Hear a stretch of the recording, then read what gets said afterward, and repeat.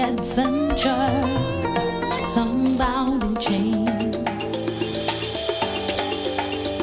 through battles waged and fought, through victory and pain, by test of their courage, our freedom was gained. In homage to those gone before us, the heroes of lands in the sun, we vow to join hands and to focus on building one Caribbean. Raise your voices high, sing of your Caribbean pride. Sing it loud and strong, feel our hearts beat as one.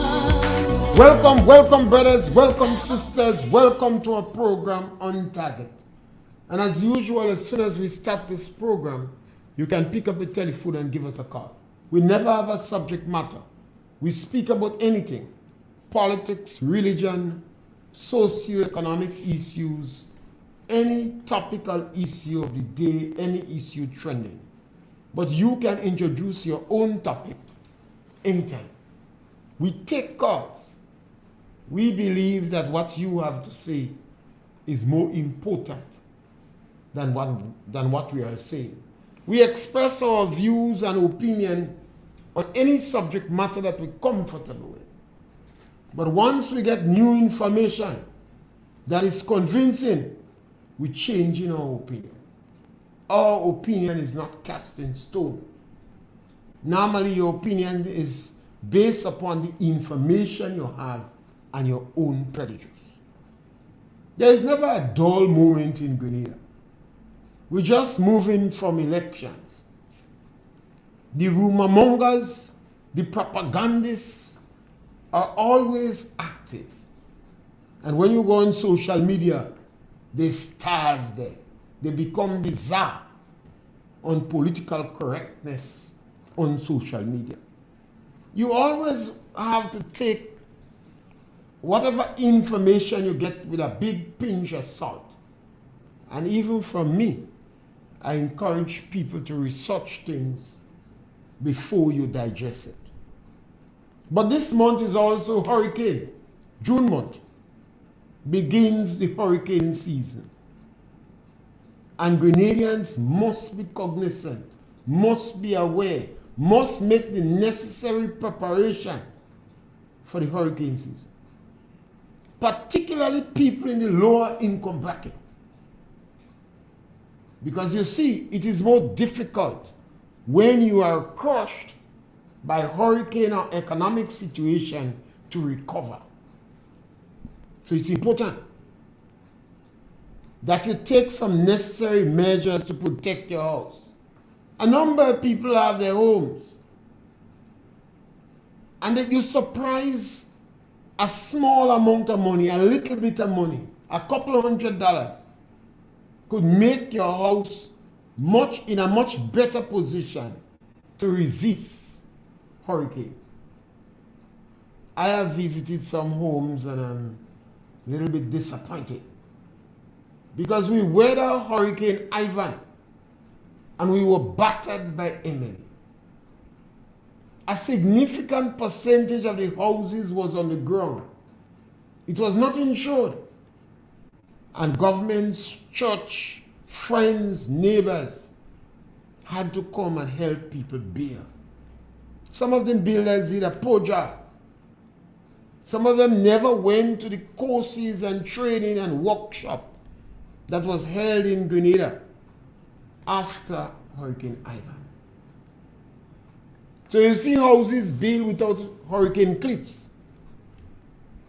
And as soon as the strong wind set in, the roof is going to go. People use nail rather than screws. People refuse to use steel, even when the houses are concrete. They refuse to use steel and concrete to bind the board on the wall. looking around and visiting some of my friends and relatives and neighbors, you could see the evidence there. It is not hard to make an effort to address this issue. People could spend a couple dollars and buy the necessary hurricane clips and address their houses. You know, sometimes this is what is missing in this country. We spend so much time trashing around the politicians. Although the politicians is principally responsible for policies and creating the enabling environment, but Grenadians have a sense of independence that a lot of countries in the Caribbean don't have. They own their own houses, and the houses is on their land. They're not like in Cuba, where a number of people live in big houses they don't own. So the responsibility to improve the strength of your house in the face of inclement weather condition is you. Politicians could talk the guts off, but ultimately it's you to make the decision. Even if they give you the material, it's you to make the decision. And sometimes I always crave that our families are stronger. And I like to provoke discussion among families. So those who have more knowledge, those who know, those who have experience, could pull family in a little caucus and discuss with them the little things you could do to protect your home. Sometimes you have to make a decision whether to keep this mango tree over your home, or whether to cut down the mango tree, or cut down the coconut tree to save your home. Because you practically, absolutely certain that if that mango tree fall, it's going to fall on your house. But you want the tree, and you want your house. And because of lack of leadership in the home, to sit and discuss the issue, or cut that mango tree in half. Mango tree in Grenada, some of them growing so tall, you have to get a ladder or strong climbers to pick it. But people still wouldn't take the necessary action. And we don't have voices, Colin. That is not the media business. The media make sure they pick up the political color. The radio personalities on the radio, most time, creating confusion and fraction among people. But what's about our houses? What's about our home? You could give me a call too.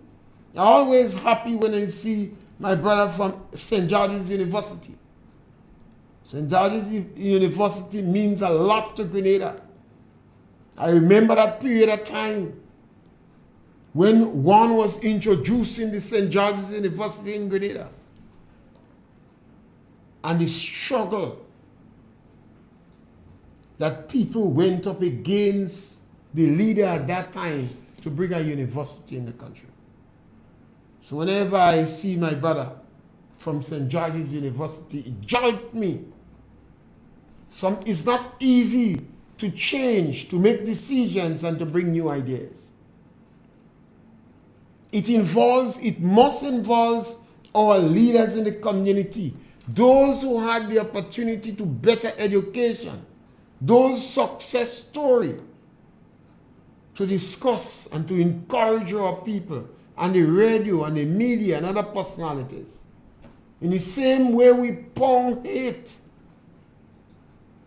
and distort the truth, sometimes we could send good advice to people with homes and encourage them to do a better work on their homes.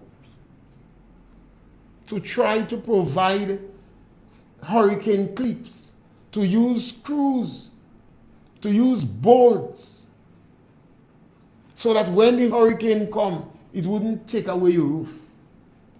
If you use nails, just imagine you have nails on a seat. By constantly sitting down and rocking, the nails will remove. Easier to remove. But if you use screws, that would last longer. This is simple information and technology that is with us a very long time. What's about the farmers with the poultry pen? Could your poultry pen withstand a grade 3 hurricane? Did you build it to withstand anything? Did you use bolts in the rafters? Did you use screws, galvanized screws rather than nails? You have invested thousands and thousands of dollars in poultry, but you are refusing to invest a couple $100 to strengthen your pen and make it good.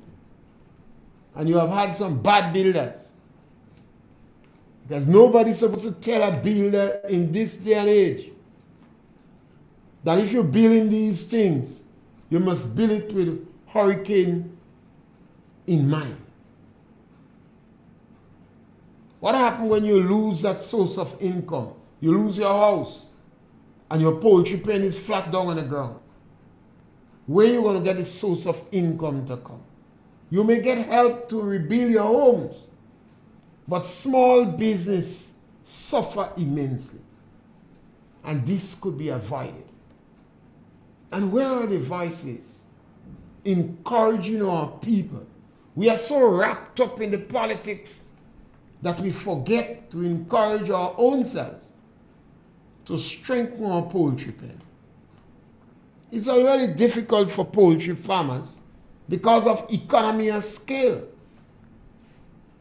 You have a poultry pen with 1,000 birds. And when you go in Brazil, they have millions of birds. And it is easier to import poultry into Grenada. And it's very difficult to export poultry to the other Caribbean islands because all of them are seeking self-sufficiency. So we can't send to St. Vincent and Barbados or Jamaica. We have a caller on the line. Caller, welcome. Yeah, Mr. Pierre. Yes, man. Great, man. The election battle over. Yes, man. Now, I won't say battle like the war, because the battle is different section, but the war election over. And so far, I lost, and I accept that because I get NMP put on a real good fight. I can say, I don't say NDC put on a real good fight because NMP had it on there, I just don't know. So when I find out on the ground, I say, why do you think what happened? Some say, well, they voting for they want our position, and some say, well, they did wrong. So the ground is not didn't perform. So I feel so happy because the ground is not they didn't perform. They perform, but some say they too long, they did too long there, and so that also, and so I'm no comfortable with certain things. We look at a board, or people just think. But anyhow, I got because the margin not too much. The margin is at 2,000. The margin, you can always capitalize back on the margin. So all the NMPIs and them to be strong, man. Because we've been to a position before and then we come back and win by 10,000 votes. So the margin is at 2,000 something, 2,400 around the vote. But what I would like to do, the union, I want to know, I'd like to see how the union will behave in this period. I did change over, but because last time I noticed when the party was in government, the union and them, they go and they cannot go low. And then when NP come and they put in a high, so I just want to see that how they go behave, they go give more time to this present government. So, I couldn't let them for because it's a good fight, but that if you want me to see, that's the best campaign I see NP ever put on. That's the best campaign, hit all the trenches, but you happen like that, you cannot do that. So, you think, have a nice day. Yes, my brother, and I think to comment on what you say, the supporters of NNP have to remember that they won 15 seats on 3 occasions. And that was a serious battering for the National Democratic Congress. There was declared. And as a result of that, a hope come, an opportunity come. And obviously they were fighting for the very survival. And when a cat back is against the wall, is in its fiercest moment. It was a good battle, as you see. a number of factors will be contributing to the success of NNP. One of them is the fact that NNP won all the seats on 2 occasions. Some people want you to win, but they don't want you to win all the seats. And it's easier when you have victory for people to get tired of you. COVID-19, I don't think it benefit the ruling party at all because of the actions that had to be taken. You saw the defiance in the jab for Carnival and all the other forces that was practically encouraging people to be defiant. So there are a number of factors normally when you lose election. And you could go around searching for them. You might even search like a needle in a haystack because you would not be wanting. So sometimes it's a good break for Grenada. Having one party for 2 terms straight, you have another party. Nothing is wrong with that. The democratic system affords us the opportunity to select a government of our choice through the principle of one man, one vote. Now you have the National Democratic Congress in power, and you have to be tolerant so that they implement the policies. And you have a strong opposition, 6 persons in the opposition, and none of them are tenderfoot. So they will be monitoring situation and practically keeping government on the toes. And we hope this would bring about betterment in the country. There are certain promises that was made by the National Democratic Congress in the campaigning, and obviously they would not be able to implement all of them now or quickly. But I guess they will try to see how much they could implement. I would hope that they don't interfere with the tax threshold. Because too many times in our society, those who are successful seems to be taking pot shot at those who are not successful. They are not very supportive of those who are not successful. So when government put a tax threshold of $3,000 a month, if your income is not $3,000 a month, you do not pay personal income tax. That is an extremely significant tax threshold to help to provide a buffer zone for the people in the lower economic strata. And it is better than a number of countries in the Caribbean. You see, my brothers and sisters, even if you're poor, you must not be able to distinguish it in the manner in which your children dress in school. In yesteryear, it was very easy to know a child that was poor from a child parents that had discretionary income. It would have been clearly marked on their attire, but not so today. We have a caller on the line. Caller, welcome. Yeah, Mr. Pierre, back again. Yes, my brother. Something of significant. The opposition now calling to work with the government, ask to work, and that's something unusual. You usually get the government asking for the opposition support, but now the opposition asks for to work with the government, and because I don't comfortable here because why you give me a reason why I don't come, because since NNP into office, all what they do, they say no to it. Referendum, no to everything, and today you call for unity and everybody to be together. I feel like hypocrisy. That's my opinion. My opinion, not say anybody's opinion. To me, I would be based on how I watch it, and they outside watching it, and he was asking, they asking for to support, and then they refusing. All they see everything no good, everything fail, everything no to everything. And after I saw them, it's nice to everybody to come together. This thing, we got other people watching the same way too. Just how I watch it. The other people watching the same way too. Because when they call on you to come, you refuse to come. And no, but I'm glad the opposition take the initiative and ask to work with them, and that's nice. But supposed to do on that. They feel like them is bright men, they go handle all the things for themselves. And you see what's going on. So what is it? The opposition make the right move now by asking them to go and work with them. Don't wait for them to come and ask you. And why some of them on the outside are saying, oh, we don't need the help, we don't need whatever they're saying. But the opposition do the right vision, and I support what the opposition do the right vision. But I find that it's hypocrisy. Because when they was asking for the refuse, they said no to everything. And that's just my opinion. So take him something. Yes, it's always a little tricky in this party politics. So much of venom and so much expressions, objectionable expressions, but it's the right method. When one side win election, the opposition should not oppose just for opposing sake. They should oppose on philosophical issues.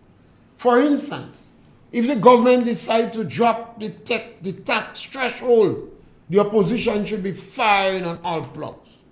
Because if you drop the tax threshold, you're going to make it more difficult for the poorer people in the country. That was a challenge Eric Gary had, you know, the poorer people. He championed the cause of the poorer people. And although during that time, Maurice Bishop on the Alliance, at that time Maurice Bishop was an orator, he could have speak well, younger people were gravitating to him, the intellectual and and Rastafarians and etc. And he formed an alliance with Blaze. But once he overthrew the government, the poorer people in the country suffered. They suffered. Over 3,000 people was locked up in prison. Many of them had to flee this country to go to other lands. The Rastafarians was in prison. Yes, caller, welcome. Yes, sir. Yes, my brother, welcome. Well, I could tell you there was a lot of complacency in this election. I saw it. When you say complacency, some people was once you lose election, it's always when you're doing your postmortem, we look around and we try to blame a number of factors. But you must remember, if you have a party there for 10 years, for 2 terms, the opposition will be looking at you for your blunders that you may make. So you will always have issues that you could have done better. But if you are convinced that your party did a good job, then one need not worry. The democratic system provides an opportunity for people to change the government when they want. And people must accept that and make the necessary preparation and reach out to your people and send an olive branch to those who win. And remember, election is just 4 years away. Yes, caller? I was speaking to some people yesterday. They're jumping up and believe it's just so. Now, supporters of the NDC. But in all fairness, the NDC must celebrate. Remember, yes, right. Remember for the last 2 elections, they got no seats. And NNP was jumping up. NNP hit heavy in the campaign about victimization in jobs. So that way, it kind of hard for the NDC now, because what will happen? They just have to make space for some other people. But NNP was able to preach about they will make people go and they will make this go and they will make.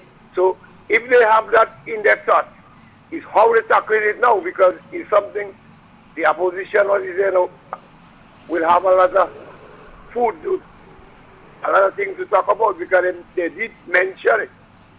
And you know, every government that wins does try to take in this place for the activities. There are some positions in a country that is practically political position.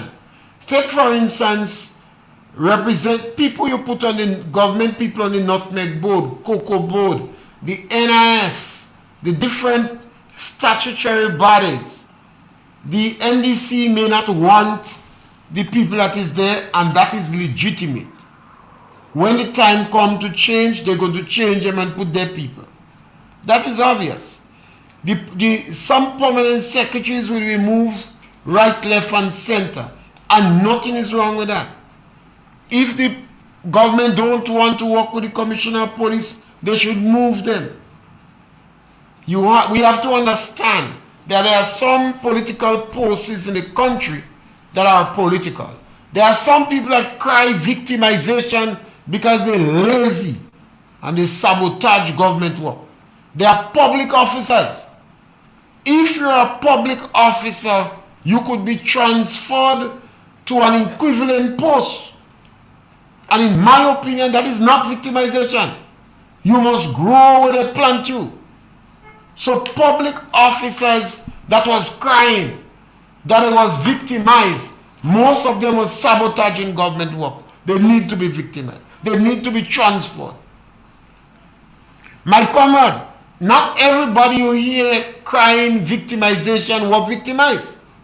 Some of them was genuinely transferred. The permanent secretary acts like a conduit between the politician and the public worker. Politicians don't give public workers order. It have to come through the permanent secretary. And a lot of time, public officers crying victimization, it is not true. They are transferred to some posts. So a lot of the government has never defended that. Government don't bother to defend that. The public workers is represented by a very strong trade union. And the Public Service Commission is the one that employs the public officer. Obviously, there are some posts that are seriously influenced by the Prime Minister. If a minister doesn't like the permanent secretary that they get, they go to the Prime Minister and complain, and the Prime Minister may give them another permanent secretary. A lot of time in Grenada, I hear people crying victimization. You could be transferred within the system to any equivalent post. What's wrong with that? Grow where they plant you. If a politician come and they don't want to work with you, or they have difficulty working with you, why not be willing to be transferred? Rather than stay in the office with the politician and they become very suspicious of you. Let us take one, the cabinet secretary. Do you expect this government to keep the same cabinet secretary that the Kit Mitchell government have? Sometimes they do, but sometimes they don't. Gloria Payne Banfield work with Gary government, work with the Revolution, work with NNP, work with NDC. A top quality public officer. Miss Steele, a number of them. These people were career public officers. Public officers should not openly flaunt political parties. They should not speak on a political platform. Now, if they function like that, it will be less likely that they cry wolf. If you have there was an instance with a cabinet secretary, no cabinet secretary should be appointed as a cabinet secretary. They should be acting. So when our next government come, they could bring them back to their substantive post. But if a politician appoints somebody as a cabinet secretary, I think that is mischief. That cabinet secretary, if the government come and they don't want you, they should move you. Because that is have to be, the government have to have confidence in that cabinet sec. Otherwise, they have to accrue 2 cabinet meetings. One for 20, 30 minutes with the cabinet sec and go somewhere else and have the meeting. Because if the cabinet set is sabotaging the government, they cannot function with them. The public service is supposed to be a professional body, but some public officers openly flaunt political parties. And then the group that come become very suspicious of them. If something that shouldn't come out in the public yet come out, it is likely that they accuse them for throwing it out. People have to understand how the public service works. A lot of time, public officers, not necessarily because they are malicious, but because they are lazy. And they know the law. They know no politician cannot move me. They could only transfer me to a post of equivalent status, and I could do what I want. If we're going to move this country, we must, now is a good time. Because if the present government was there for 10 years, is no tenderfoot that is there. They know what is right. So I don't expect them to object in any serious way if a permanent secretary is moved. The NDC might have done it, and I would not have fired them because they didn't have the experience. But this government is no tenderfoot. The opposition, no, are not tenderfoot. So they know what is supposed to be done. Caller, welcome. Good afternoon, Mr. Pierre.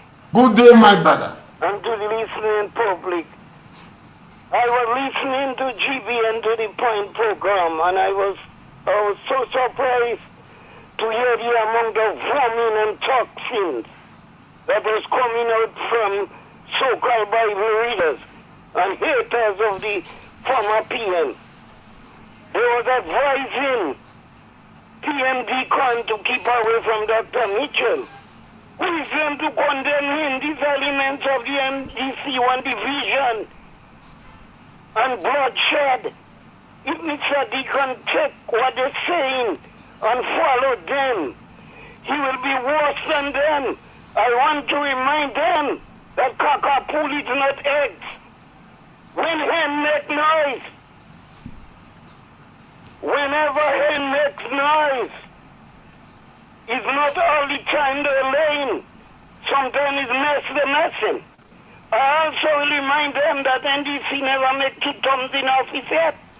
I want to congratulate the NDC victory. The only candidate I know from Shantinel is Talboy's son. I know him since the young boy in school. And he's a very respectful young man. And he has leadership quality and love for persons. And I'm quite sure he will live up to his promise of unity. And I want to say that NNP attitude to the supporters, I say that to say the political workers, they was to settle down of themselves. Was very, and some of them was very disrespectful in 10 March. Miss Modest win, but check the margin from the last election. They did not vote. Some person did not vote. They remained home. Miss Modest is a very nice person, but her workers got so settled down that they got out of hand.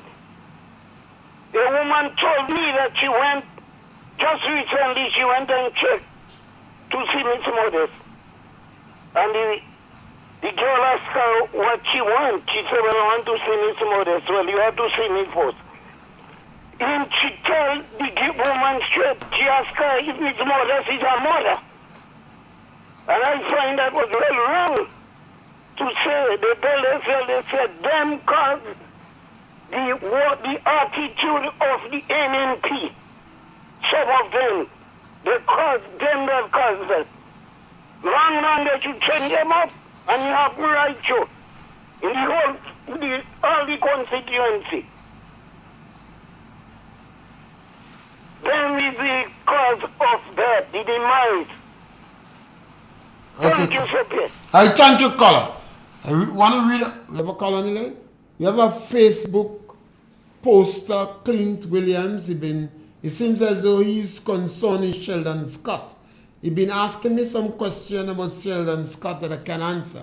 One of them is where is him and all sort of thing. But let me respond to a Sheldon Scott issue. And now is a good time to respond. I always believe that the government handled Sheldon Scott case badly. And I'll say why. There are a number of times when individuals carry government phone when they went overboard. So I believe government should have a cutoff point on the phone. I don't know if that existed or if individual had unlimited phone. So let us suppose an individual, there was no cutoff point. Then I don't know how you could, no court would charge Sheldon if there was no cutoff point. And if there was an automatic cutoff point, why the company did not make the cutoff point? I think it happened in Barbados and St. Vincent, not so much Vincent, Barbados, where people have phone and obviously the quantum on the phone was unacceptable. But what should be in place, there should be an automatic cutoff point for everybody who have phone from government. Even if it is a tier system. An ordinary worker might have $500, a politician have X, and this one have X plus Y. But if there was a policy like that, then the company, then what wrong did he do? If there was a policy of a cutoff point, and if there was no policy, then which court that's going to blame him? And particularly when individuals are using their phone, he must be knowledgeable about phone. I'm not as knowledgeable as that. But I believe that issue was badly managed. And because he's a political agent, this was made even more political. So caller, I don't know where he is. I'm not in a position to help you on that. But because you constantly posting that on my program, this is my answer to it. Sheldon Scott case was badly managed. Government must make certain there is a cutoff point for every color, even the Prime Minister. Even the Prime Minister should put himself in a cutoff point. These are the things that would be put in place to make certain incidents like these never happen again. And the company supposed to be responsible for the cutoff point. I only know about that when I have a cutoff point on my phone. So everybody who have a government phone should have a cutoff point. And if there was no policy that gives him a cutoff point, then it's still the system to be blamed. Yes, scholar. And you can give me a call. The number to call is 442-0175. Somebody say too much blame game. Whenever a politician are elected in office, the people put you to serve, focus on building the country. And I believe our politician has done a very good job. Over the years, if you hear me, I'm very soft on politicians because I think they are the most hardworking, dedicated, committed, conscientious profession in our country. We have attacked them mercilessly, and we have made all sorts of false statements about them. But our politicians are more honest than any other profession. And you just have to examine our politicians. The amount of criticism that go their way. And it's not easy to be a politician in Grenada and do a good job. And you can compare the profession with that of lawyers, with that of medical doctors, with that of public officers, with that of businessmen.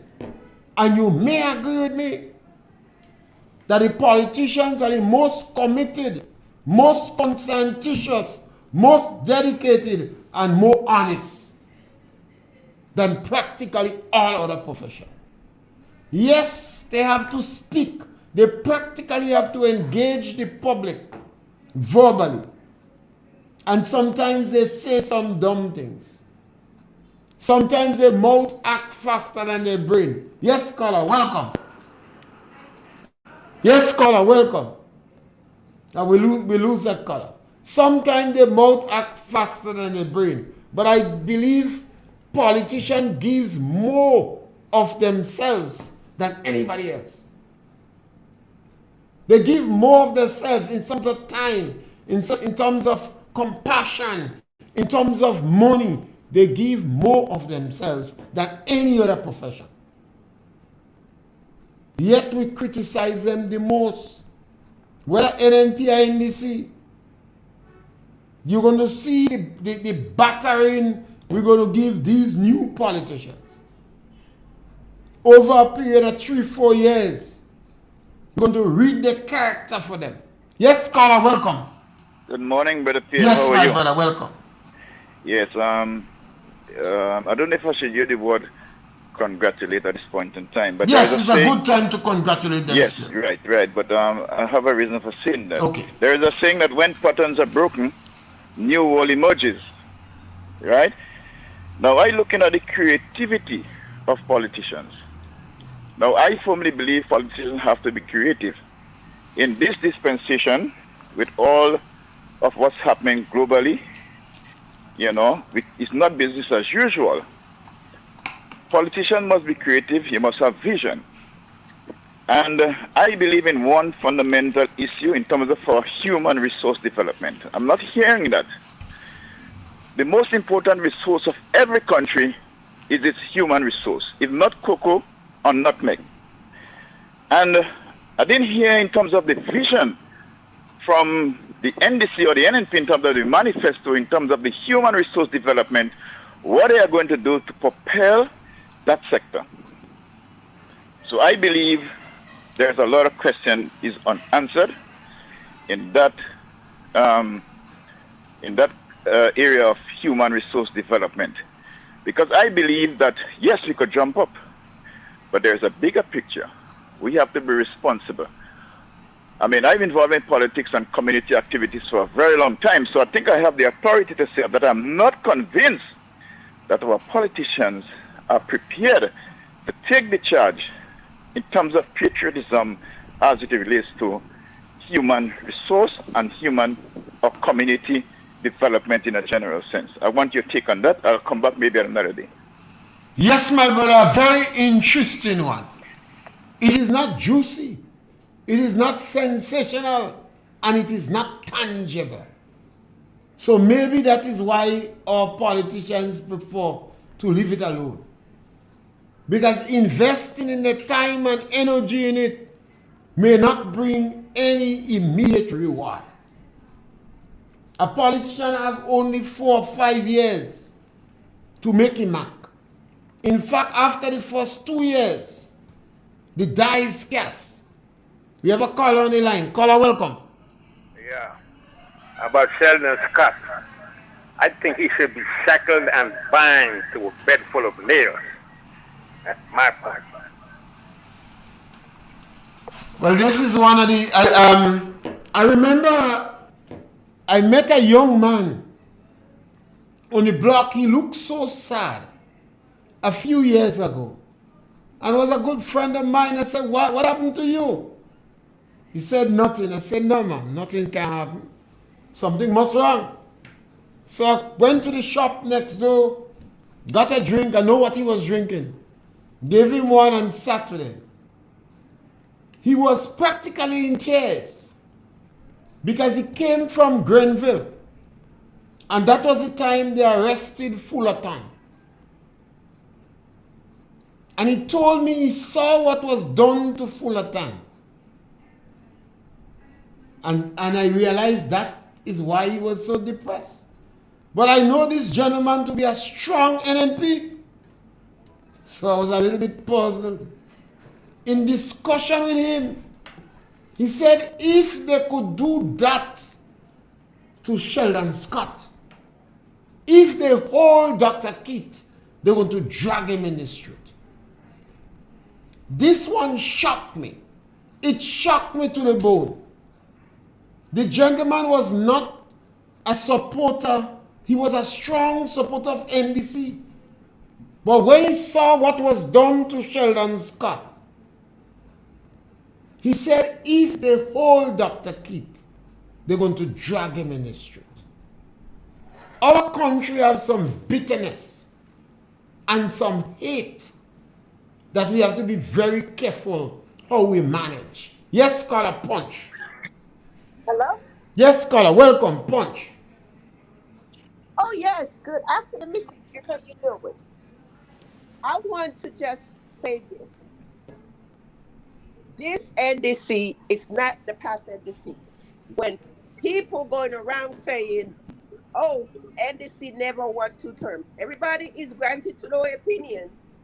However, some opinions need to be cut up about. That's my point for the day. This is a new NDC. This is a new day. Let them do what they got to do and be done with it. Have a nice day. Yes, sister. And that is why I respond to that caller who seems to be spewing hate and bitterness and want vengeance. You see, I was in tongue long. We have a caller on the line. Caller, welcome. Welcome, caller. You read the story with the woman that caught in the act of adultery? Yeah. God didn't say anything, but God is right on the ground. He said, anyone without sin cast the first stone. Alright? And when they read what Christ wrote on the ground, all of them turned it back and they went away. No, and then people calling about them trying to prosecute and crucify people. When you look into the closet, you can see what they look at over there. And I believe somebody did something wrong, and God will forgive them. God will forgive them.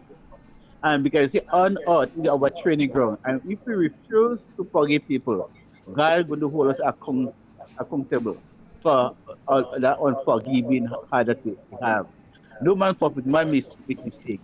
But when you acknowledge your fault, right, God is pleased with that. But there's so many who call in and try to prosecute and children's God. And the things that they're doing is not good to see. Yes, man make mistake. We all make mistakes. We are not perfect. So I want to say to them, let us put aside that hatred. Because when you have hatred in your heart for people, it brings sickness upon you. It brings sickness upon you. And sickness will cause your death. Free yourself from that heart of hate and walk the heart of love. A heart of love where you love a brother and you love a sister. And for we to build our country and for our country to go forward, we must come together and unite as one. But for all of them, for the shadow glory of God. No man is perfect.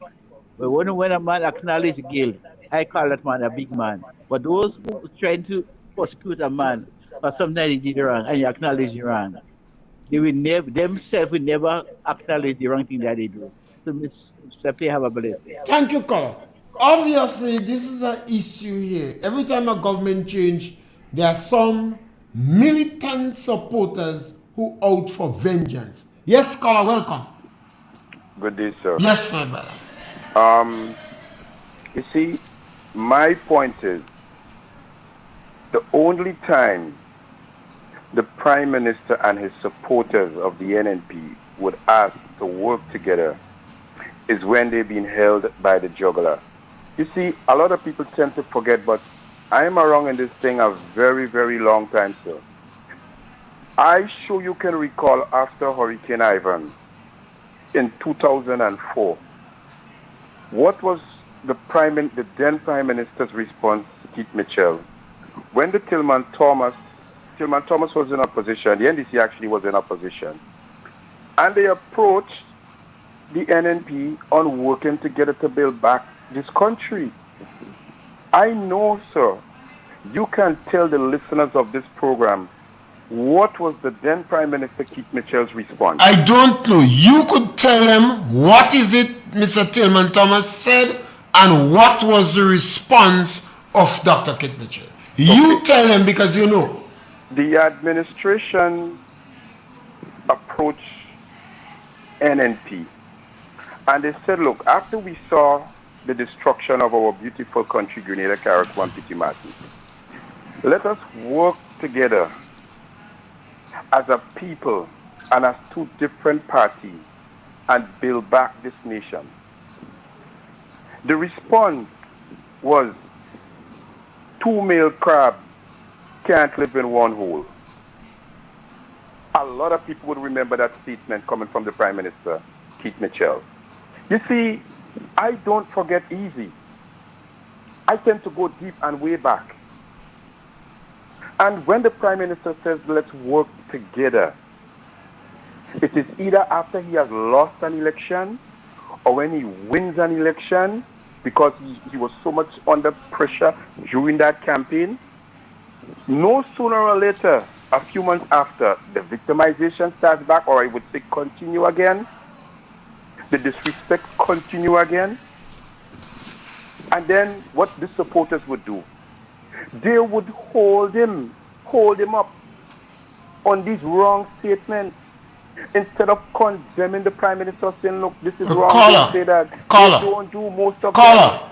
Go ahead, I'm listening. Caller, it is just practically natural for somebody that lose an election to congratulate the one that win and offer the olive branch. I understand. The one that win could say to him, 2 male crab can't live in a hole. Nothing is wrong with that. No, that is totally wrong. Well, if you're against, but you felt it was wrong then, so you're saying that the deacon should not work with him now. Is that your point? No, I am not saying that. Are you saying that the deacon... No, I did not utter those words. The deacon should refuse the olive branch now? No, he shouldn't. Should he accept the olive branch? He should. Well, why not? Let me tell you this. I could put my head on a block. When the Prime Minister hits Parliament, you would hear... Never put your head on a block. Well, listen. Somebody will take it out. The Prime Minister, Keith Mitchell, knows to play the political game very well. He gives you something in one hand and takes it back in the other hand.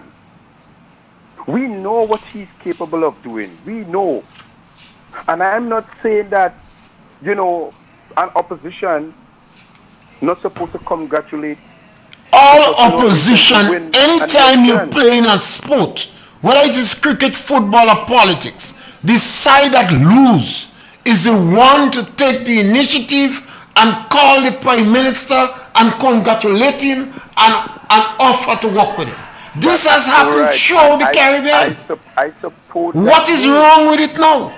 There's nothing that is This is what's supposed to be done. But listen, since 2004 to now, we have seen this trend by the ex-Prime Minister continues. So you don't believe he should seek to work together?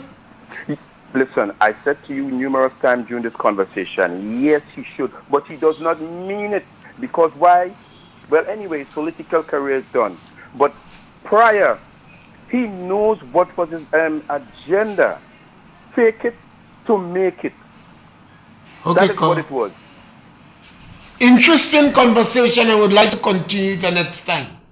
There is only 2 politicians in Grenada. 2 politicians that was successful in election on more than one occasion. There is only 2 politicians in Grenada that have expressed and practicalized working together.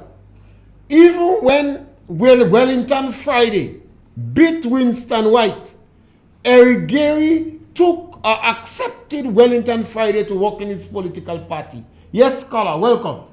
Francis, good afternoon. Yes, my brother. And good afternoon to your listening audience.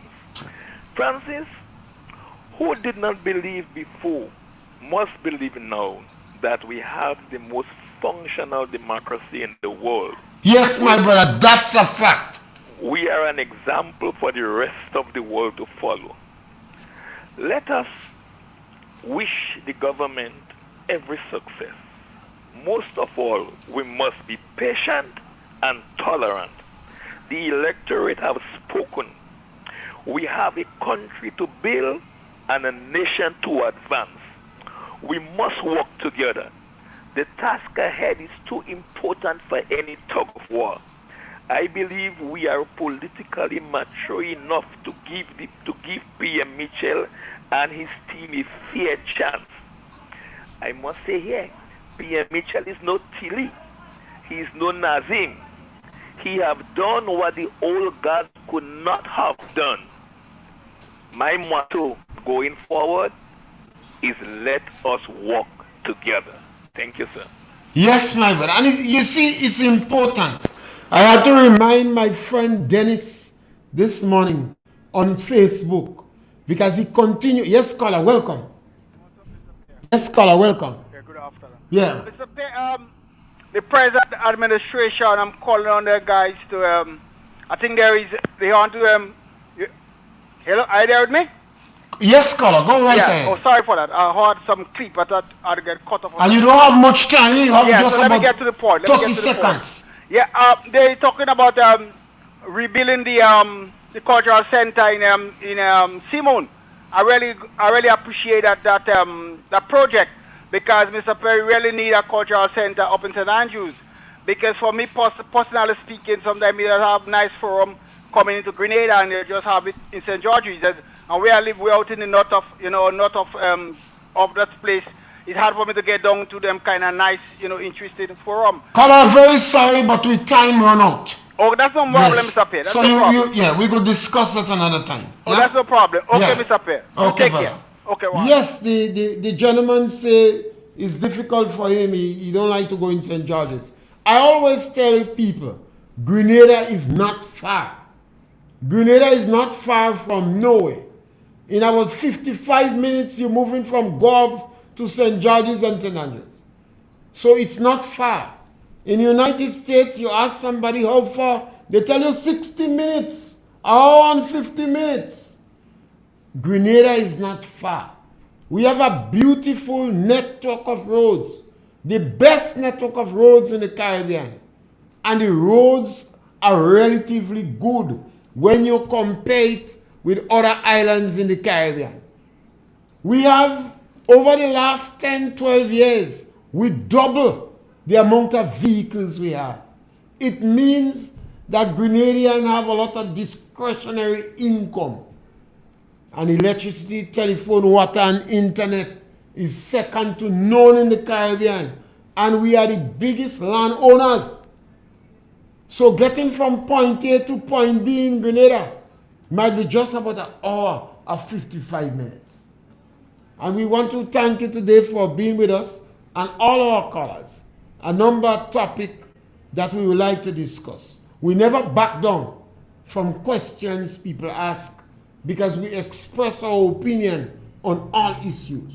If we get new information, we change our opinion. So we want to thank you. And we're back with you again tomorrow between 12 and 1 for another opportunity for you to punch.